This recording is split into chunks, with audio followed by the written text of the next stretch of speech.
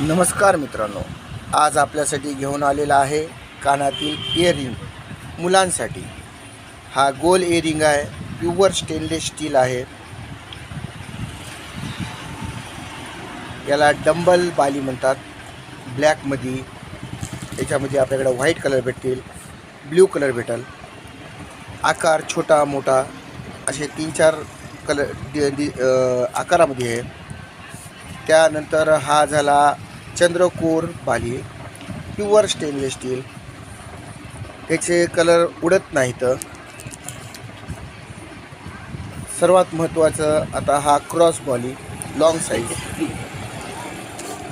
हा ब्लॅकमध्ये गोल बाली। मार्केटमध्ये याच्यात साधारण रिंग भेटतील आपल्याकडे स्टेनलेस स्टील।